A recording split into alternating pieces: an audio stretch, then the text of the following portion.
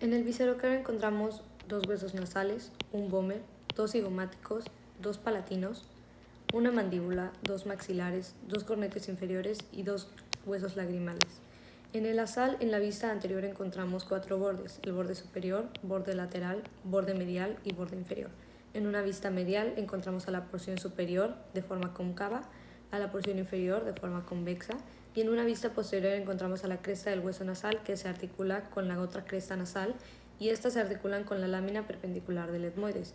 También en una vista posterior podemos encontrar el surco etmoidal, que por ahí pasa el nervio etmoidal.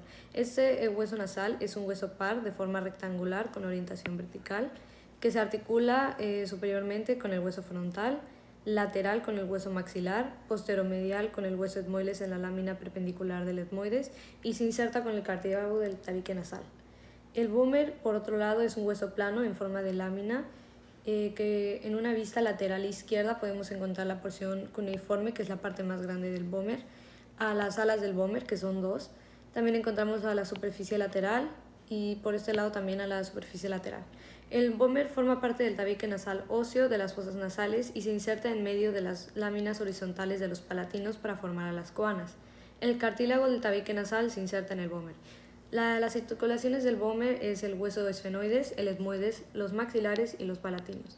El cigomático, en una vista anterior encontramos a la apófisis frontal del cigomático que se articula con la apófisis orbitaria externa del hueso frontal.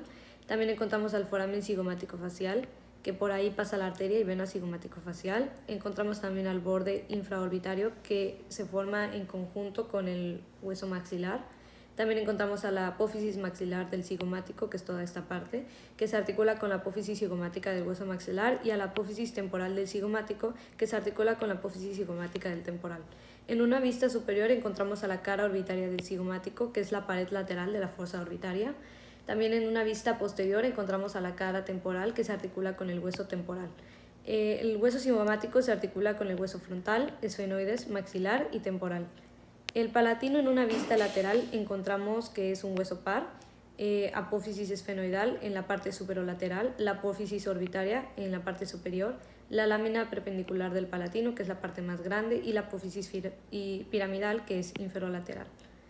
En la vista posteromedial encontramos a la lámina horizontal del palatino, que se articula anteriormente con el borde posterior de la apófisis palatina del maxilar y medialmente con el otro palatino. El palatino se articula con el hueso etmoides, con el otro palatino, con el maxilar, con el esfenoides, con los cornetes y con el vómer. En la mandíbula podemos encontrar varias partes, como sería el foramen mentoniano, que por ahí pasan los nervios mentonianos, el paquete vasculonervioso, que incluye la arteria alveolar inferior y vena mentoniana. También encontramos a la porción alveolar, que es esta parte. Es una parte superior, están los tabiques intraalveolares, donde se ubican los dientes. El gonión, que sería donde se inserta el músculo macetero. El hueso simétrico, que es impar y mediano, es un hueso móvil que se sitúa en la parte inferior de la cara donde articula con los huesos temporales. La espina mentoniana inferior y superior, de donde se origina el músculo geniogloso. Las líneas miloideas, donde se originan los músculos miloideos. También el borde inferior, que se inserta el músculo platisma. La espina de Spix, donde ahí se encuentra el foramen mandibular.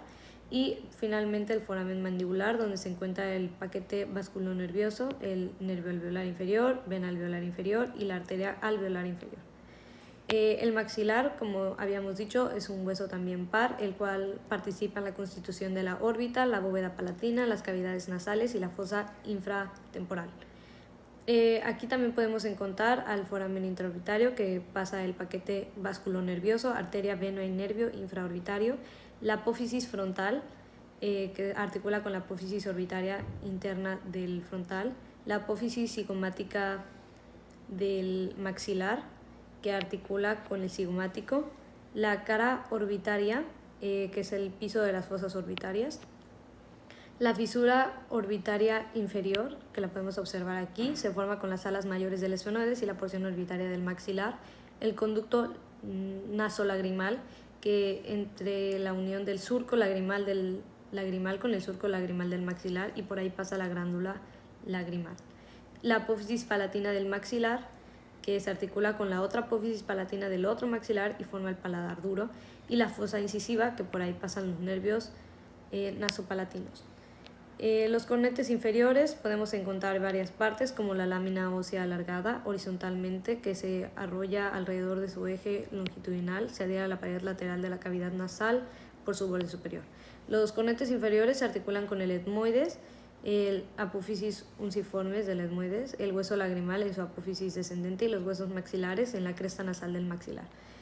El borde superior se encuentran tres apófisis: la apófisis etmoidal, la apófisis lagrimal y la apófisis maxilar, que se encuentra aquí, y encontramos al extremo posterior, que está en contacto con el palatino, y al extremo anterior, que está en contacto del maxilar. Finalmente encontramos al hueso lagrimal, que es un hueso par que se sitúa en la cara media de cada cavidad orbitaria entre el frontal, el etmoides y el maxilar. Es una lámina ósea delgada e irregular. En su borde superior se articula con el borde nasal del frontal. En su borde inferior se contribuye a formar el conducto nasolagrimal. En su borde anterior se articula con la apófisis frontal del maxilar, y en su borde posterior se articula con la lámina orbitaria del etmoides. Aquí también podemos observar a la cresta lagrimal del superior, al gancho lagrimal y al surco lagrimal. Gracias.